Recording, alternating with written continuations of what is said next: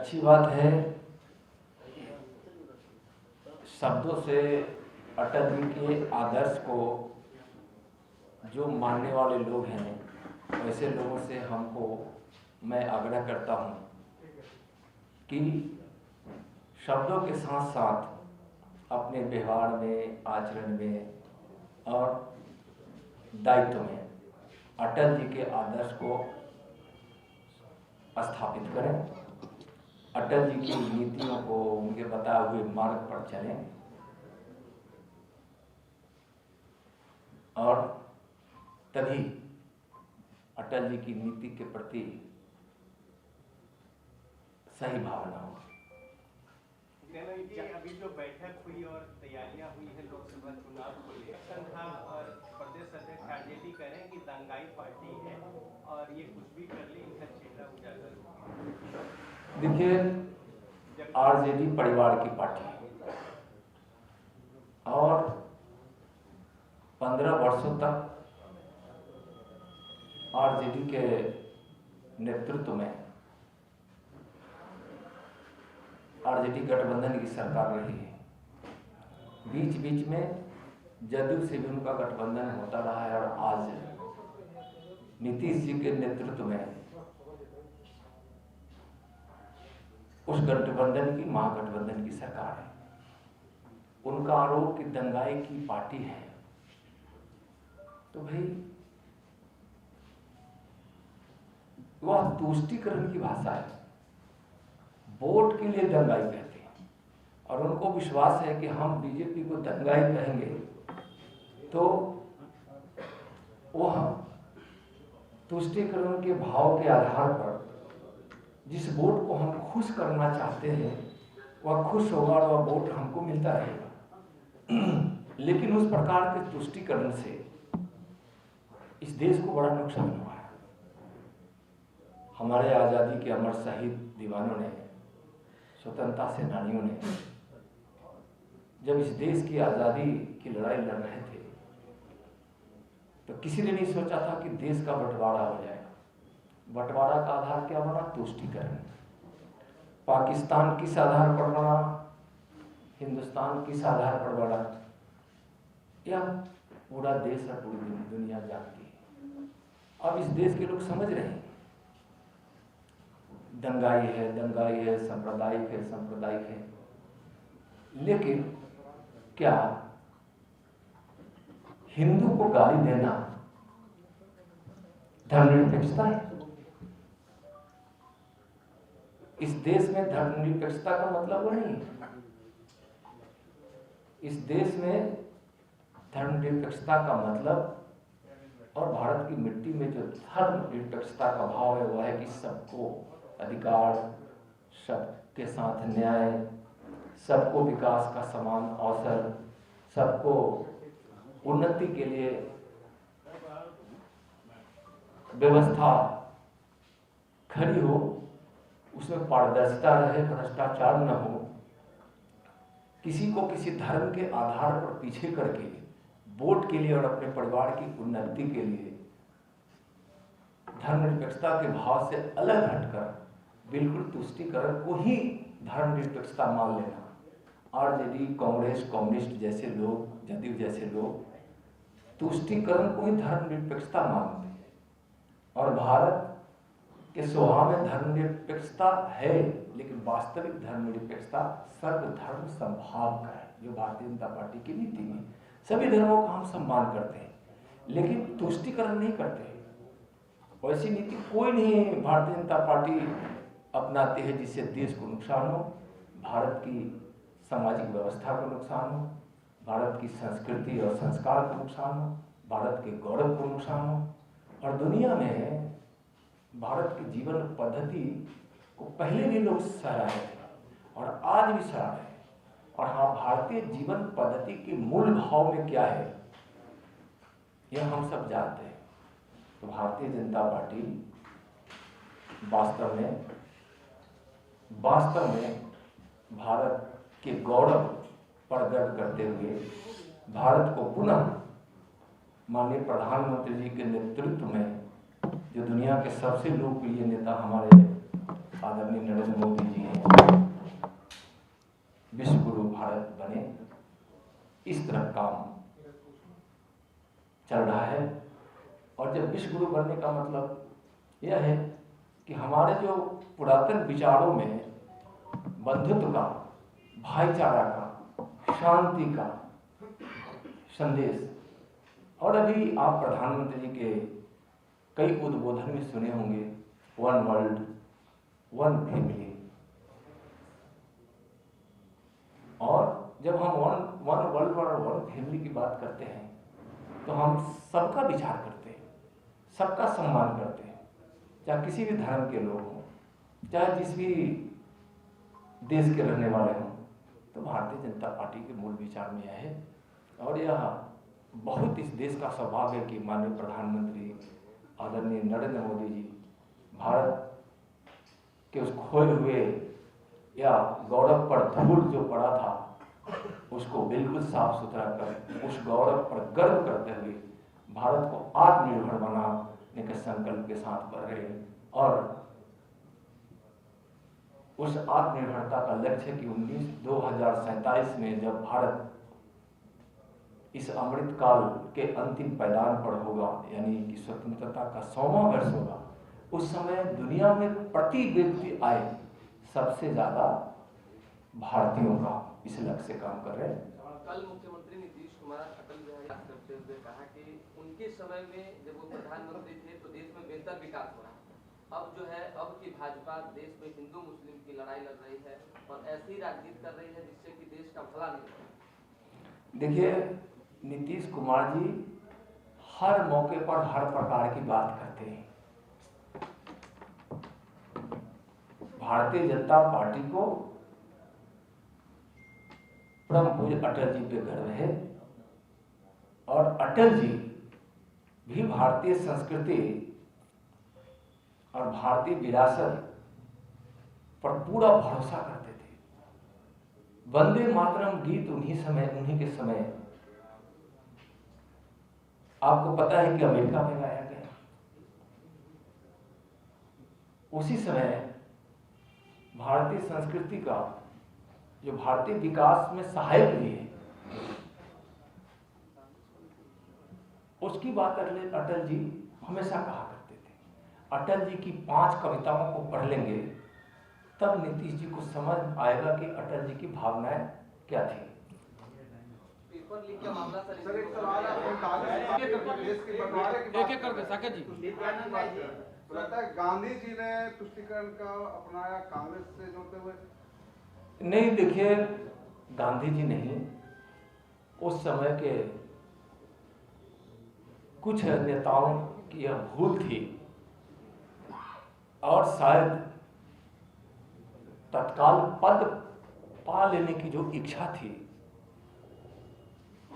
जो नेता एक हिंदुस्तान में स्थापित हुए, एक नेता पाकिस्तान में स्थापित हुए, और उन दोनों की तुष्टीकरण के कारण एक वातावरण बना और बंगाल में जो उपद्रव हुआ था उसको ओझल करते हुए देश की मन स्थिति को लोग समझा नहीं। कुछ लोगों ने पद की लोलुपता और अति शीघ्रता के लिए देश के बंटवारा की नींव डालती। एक एक करके। अब्दुल बारी सिद्दीकी का आरोप है कि भारत में और खास करके बिहार में अब अल्पसंख्यकों का रहना मुश्किल है। केंद्रीय गृह राज्य मंत्री हैं आप, समूचे देश के लॉ एंड ऑर्डर और आर्मी के नागरिक की सुरक्षा की जिम्मेदारी आप पर ही है। अब्दुल बारी सिद्दीकी जैसे नेता का यह बयान किस रूप में आप देखते हैं? देखिए, बिल्कुल उनका बयान गलत था और आप कह रहे हैं कि आप भारत के गृह राज्य मंत्री भी हैं। मैं भारत के गृह राज्य मंत्री होने के नाते कह रहा हूँ और बहुत जोर देकर कह रहा हूँ कि हिंदुस्तान ही एक ऐसा देश है जहाँ सब सुरक्षित है और अल्पसंख्यक भी सुरक्षित है। और जिसकी बात वो कर रहे हैं, जिस अल्पसंख्यक की, वह दुनिया के किसी देश से सबसे ज़्यादा भारत में सुरक्षित है और उनकी सुरक्षा केंद्र की सरकार की नीति भी है। इसलिए वह जो कह रहे हैं वह आरजेडी के खोते हुए जनाधार से अलबलाकर वह ऐसी भाषा बोल रहे हैं आज बताइए ना, सर एक जा- विकास की गंगा जो माननीय प्रधानमंत्री जी के भगीरथ प्रयास से बह रही है, क्या चिन्हित करके होता है? जो क्राइटेरिया उसके आधार पर सबका साथ सबका विकास हो रहा है, और सबसे ज्यादा सुरक्षित जिस अल्पसंख्यक की बात कर रहे हैं वह भारत में है, और भारत का एक एक नागरिक यह भी महसूस करता है कि दुनिया का सबसे सुरक्षित देश अभी भारत है। भारत की इतनी प्रतिष्ठा है आदरणीय नरेंद्र मोदी जी के नेतृत्व में कि दुनिया ने देखा है यूक्रेन और रूस के बीच उस युद्ध को कि युद्ध विराम करके भारत के 35,000 से ज्यादा छात्रों को, भाइयों को, बहनों को अपने देश आने का एक प्रकार से मौका दिया, युद्ध विराम करके। जो भारत का तिरंगा थाम लिया वह सुरक्षित हुआ यूक्रेन और रूस के युद्ध में। पाकिस्तान के लोगों को भी वहां से निकलना पड़ा, या किसी भी वैसे लोग को, तो वह भारत का नाम लेकर ही वहां से बाहर निकला। और वह 2 दिन का माननीय प्रधानमंत्री जी के आग्रह पर जो यूक्रेन और रूस ने जो इस युद्ध को विराम दिया था, यह बताता है कि आज माननीय नरेंद्र मोदी जी के नेतृत्व में भारतीय दुनिया में भी सुरक्षित है, और भारत में रहने वाला भारत का हर नागरिक सुरक्षित है। बोलिए ब्रिजम जी। पेपर लीक के मामले बोलिए में सर। राहुल करने जा रहे हैं तो पाकिस्तान को भी नजरअंदाज मत कीजिए, पाकिस्तान से भी आपको युद्ध करना पड़ेगा। देखिए, राहुल जी भारत को ही नजरअंदाज कर देते हैं। उनकी हर भाषा में चीन और पाकिस्तान प्राथमिक रूप में होता है।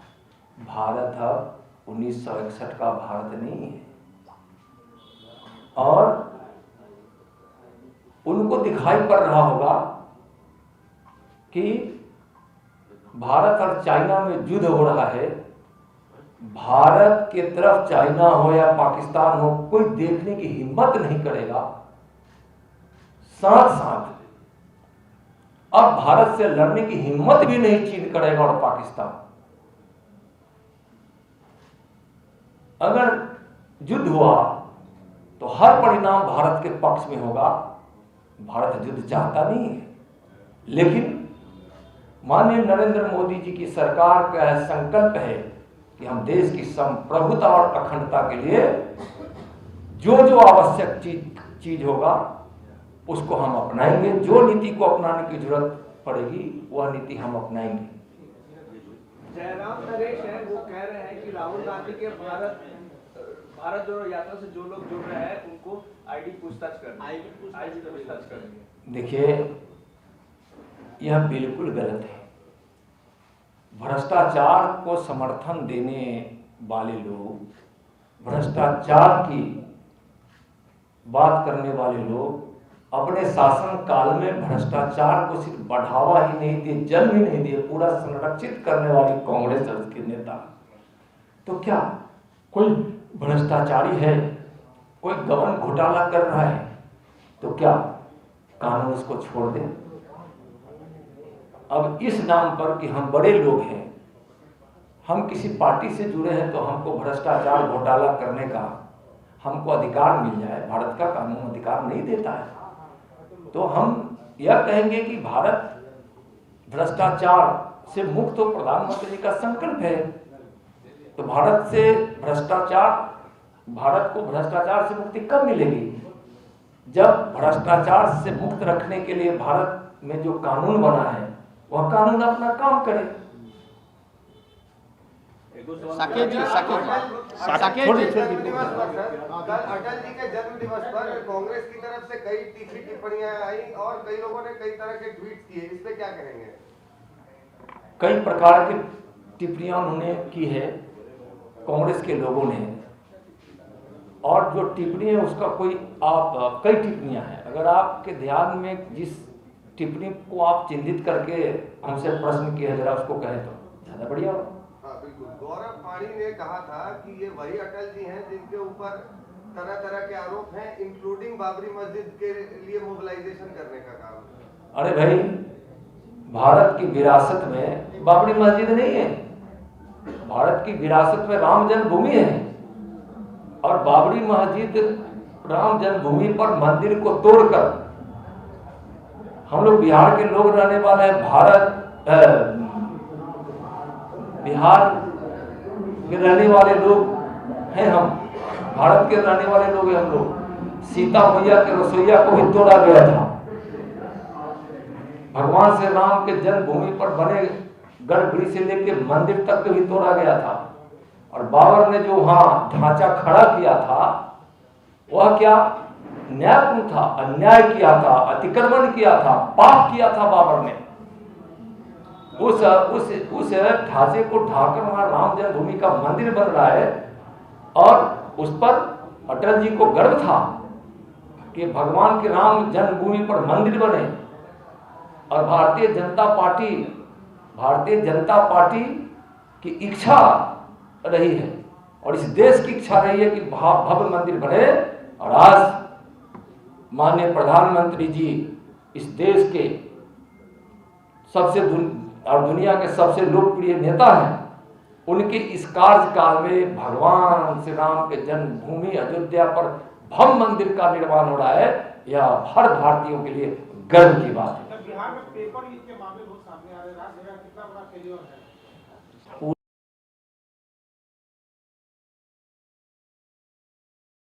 पूरी तरह से फेलियर है कि जहरीली शराब पीकर लोग मर रहे हैं। और उस पर बिहार सूबे के मुख्यमंत्री श्रीमान नीतीश जी का बयान जो आता है व्यंग से भरा हुआ, पियोगे तो मरोगे। सवाल नीतीश कुमार जी के बयानों पर है। जहां तक राष्ट्रीय मानव अधिकार आयोग की बात है, आखिर संस्था बनी है जहां मानव अधिकार का उल्लंघन होगा, वह स्वतंत्र संस्थाएं हैं, खुद संज्ञान लेती है। और जहां उस प्रकार के मानव अधिकारों का उल्लंघन होता है तो वहां वह संस्था जाती है। पहली बार वह संस्था कहीं गई है ऐसी बात नहीं है। तो वह स्वतंत्र इकाई है, संस्था है, संस्था बनी है तो अपना काम करेगी और बिल्कुल स्वतंत्र है। उसमें हम लोग का कोई हस्तक्षेप नहीं है। हम लोग के कहने से तो नहीं आई है, सरकार के कहने से तो नहीं आई है। बीएससी पेपर लीक मामले में सरकार मौन है, क्या केंद्र सरकार इसमें हस्तक्षेप करेगी? भविष्य के लिए पॉजिटिव इम्पैक्ट लाएगी। किस तरह की पॉजिटिव जीत की तरफ देख रही है? पूरा देश कह रहा है कि गुजरात में रिकॉर्ड टूटा है और विकास गुजरात का मॉडल है, तो उस विकास मॉडल का वहाँ बड़ी जीत हुई है। और इतनी बड़ी जीत पर स्वाभाविक है कि यह उसका जो भी संदेश जाएगा सकारात्मक जाएगा। गुजरात की जीत का बहुत बड़ा सकारात्मक संदेश गया है। और नरेंद्र मोदी जी के विकास का मॉडल खड़ा किया हुआ उस राह पर गुजरात सरकार लगातार चलकर गुजरात का विकास कर रही है और पूरा देश उसको देखा है। बिहार यात्रा पर निकल रहे हैं। कोरोना को लेकर अलर्ट पे है देश। हाँ, कोरोना को लेकर एक बार फिर से अलर्ट जारी है देश में, सब जगह आप लोग देख रहे हैं। क्या कुछ तैयारी है केंद्र सरकार की? कैसे? पूरी तैयारी है और वह तैयारी सिर्फ कोरोना के अंदेशे को देखकर नहीं है। जिस समय कोरोना दुनिया में फैल रही थी, भारत में जब उसका आगमन भी नहीं हुआ था, उस समय से माननीय नरेंद्र मोदी जी के नेतृत्व में भारत कई महत्वपूर्ण कदम उठाए। और यही कारण है कि कोविड जैसे महामारी को हम बहुत हद तक पराजित किए और सफलता प्राप्त किए। उसमें नरेंद्र मोदी जी के नीति कामयाब हुई। भारत ने वैक्सीन बनाया, दुनिया का सबसे बड़ा वैक्सीनेशन अभियान सफलतापूर्वक भारत में चला और चल भी रहा है। दुनिया मानती है कि भारत ने जो कोविड का वैक्सीन बनाया वो बहुत प्रभावी है। और उस समय से लेकर अभी तक, यानी कि जब से कोविड महामारी प्रारंभ हुआ उस समय से लेकर अभी तक भारत सरकार माननीय नरेंद्र मोदी जी के नेतृत्व में सजग रही है और हर प्रकार से अपनी तैयारी कर रखी है कि अगर वैसी स्थिति भारत में आती है तो हम उसका मुकाबला कर सके, हम उस पर विजय हासिल कर सके, कोविड को पराजित कर सके और उस पर जितनी जितनी संभावनाएं, जितनी चीजों की जरूरत पड़ सकती है, भारत आज उस चीज को प्राप्त कर रखा है। भारत सक्षम है कोविड की लड़ाई लड़कर उसको पराजित कर। सर 7 जनवरी से कास्ट सेंसस जो राष्ट्रीय जनगणना की बात हो रही है वो 7 जनवरी से शुरू हो रही है, क्या रिएक्शन? देखिए, भारत के संविधान ने अभी तक जातीय जनगणना नहीं कराया है और जो राज्य जातीय जनगणना कराने की बात करता है उसको केंद्र सरकार रोक भी नहीं रही, केंद्र सरकार रोक नहीं रही। लेकिन भारत के संविधान ने जो शुरू से प्रारंभ से ही जो व्यवस्था की है उसके आधार पर जातीय जनगणना उस संविधान के रूल्स के मुताबिक अभी तक स्थापित नहीं हुआ है। एक बार जरूर भारत सरकार के ग्रामीण विकास मंत्रालय ने 2011 में कुछ गणनाएं कराई थी इस प्रकार की और उस गणना के आधार पर केंद्र सरकार भी और विभिन्न प्रकार के विभिन्न राज्य सरकारों ने उस गणना के आधार पर अगर जो योजनाएं बनती है तो उसका सहारा लेकर उसका क्रियान्वयन करती है। एक सर नीतीश जी बिहार यात्रा पर निकल रहे हैं, नए साल में नीतीश कुमार समाज सुधार यात्रा पर निकलेंगे आप? नीतीश जी को मुख्यमंत्री बने हुए कितने साल हो गए? 17 साल हो गए ना। 17 साल बाद उस सुधार यात्रा पर निकले, इसका यही मतलब है कि अभी तक उन्होंने कोई सुधार नहीं किया, कोई सुधार नहीं किया और हताशा की यह यात्रा है। जब जनाधार खो बैठे हैं, उनको लग रहा है कुल्हनी हार और गोपालगंज की हार और मोकामा में बड़े मत को प्राप्त जब भारतीय जनता पार्टी की है तो उनको लगता है कि उनका जनाधार खिसक चुका है। जो भी यात्रा कर ले है ना, जनता को विकास यात्रा में विश्वास है और विकास की गंगा नरेंद्र मोदी जी के नेतृत्व में बह रही है और लोकतंत्र है, किसी को यात्रा करने का अधिकार है। राहुल गांधी नीतीश कुमार के विकास यात्रा के बारे में आप कह रहे हैं, पिछले साल वो सत्ता में रहे, सबसे ज्यादा आप ही उनके साथ रहे और उनके विकास यात्रा का सबसे ज्यादा प्रचार किसी ने किया तो वो बीजेपी ने किया। क्या आप लगता नहीं है कि आप अपने आप को ही कॉन्ट्रडिक्ट कर रहे हैं ये कह के कि नीतीश जी को विकास यात्रा में निकलना चाहिए? देखिए, जो भी विकास हुआ है ना, भले मुख्यमंत्री हो रहे हों, लेकिन बीजेपी के हमारे नेताओं और मंत्रियों के अथक प्रयास से हुआ है। आप उठाकर देखिए, सड़क में विकास हुआ है तो सड़क का पैसा कहां से आया है?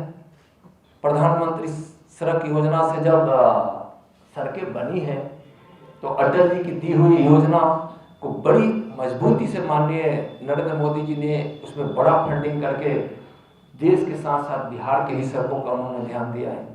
रेलवे लाइन कितनी बनी है, बिजली कितना बना है, पंडित दीनदयाल उपाध्याय बिजली आपूर्ति योजना से कितना बिजली आपूर्ति के स्टेशन सब स्टेशन बने हैं, कितने तार बदले गए हैं, सिंचाई किसानों को सिंचाई बिजली से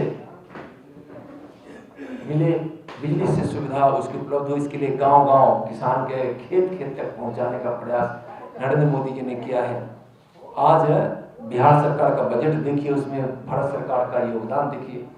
तो यह जरूर आप कह रहे हैं कि हम ज्यादा दिन तक उनके साथ रहे हैं, लेकिन भारतीय जनता पार्टी राज्य, देश, विकास, जनहित, गरीब कल्याण के कामों में विश्वास करती है, वह उसकी नीति है।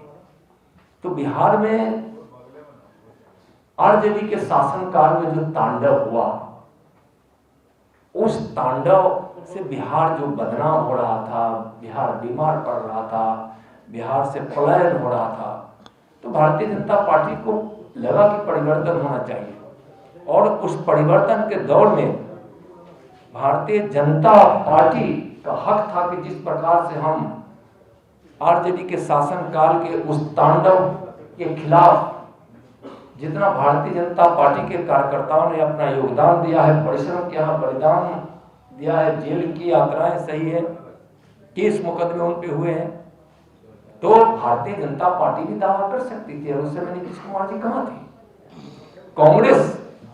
कांग्रेस के तानाशाह के खिलाफ बिहार में भी जब 1990 में जब सत्ता परिवर्तन की बात आई, तो सत्ता परिवर्तन में भारतीय जनता पार्टी की बड़ी भूमिका थी।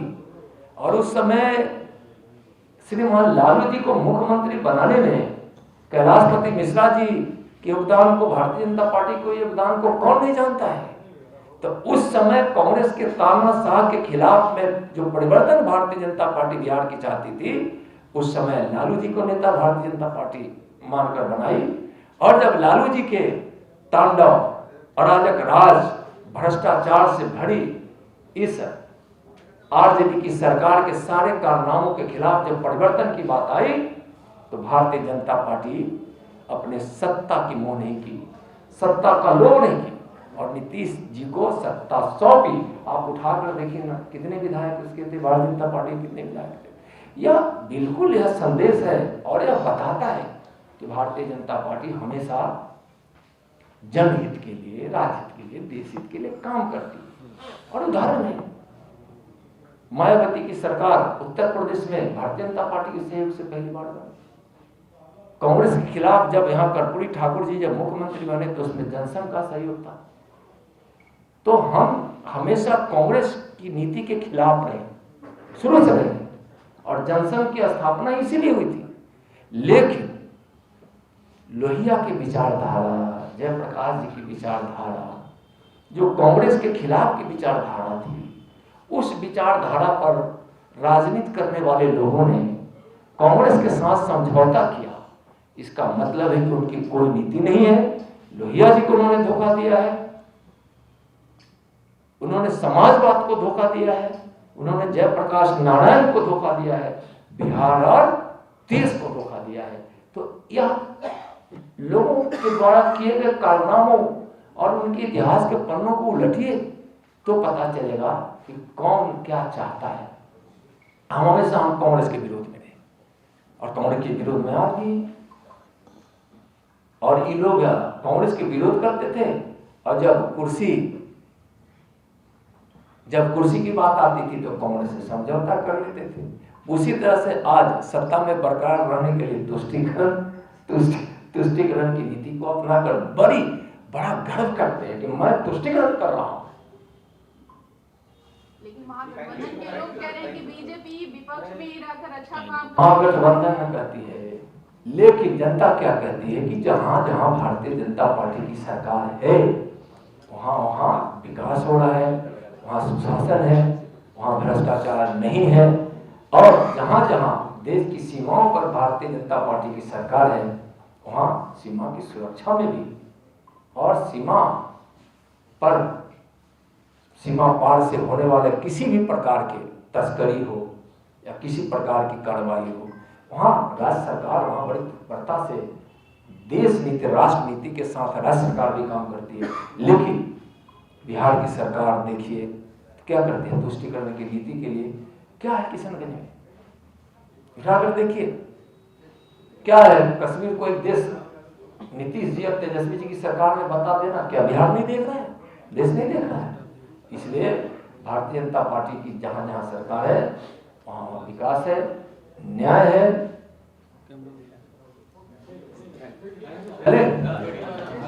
बहुत बहुत धन्यवाद, बहुत अच्छा लगा।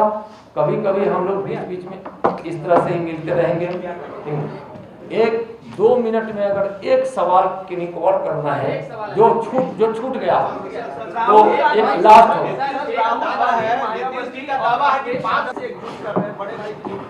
भैया जो एकजुट होने का काम करे या पहल करे, नरेंद्र मोदी जी के नेतृत्व में यहाँ जनता एकजुट हो चुकी है। इसलिए एकजुटता जनता की यह देश देख रहा है, और वही जनता एकजुट होकर भारत को विश्व गुरु बनाएगा और विकसित आत्मनिर्भर भारत बनाएगा। माननीय प्रधानमंत्री जी के नेतृत्व लोकसभा चुनाव की गुंडगी सभी लोग एकजुट हो गए सही से 5 सीट पर भाजपा को सीट आती बिहार में केवल हम उनका सुपड़ा साफ कर देंगे बिहार में, सुपड़ा।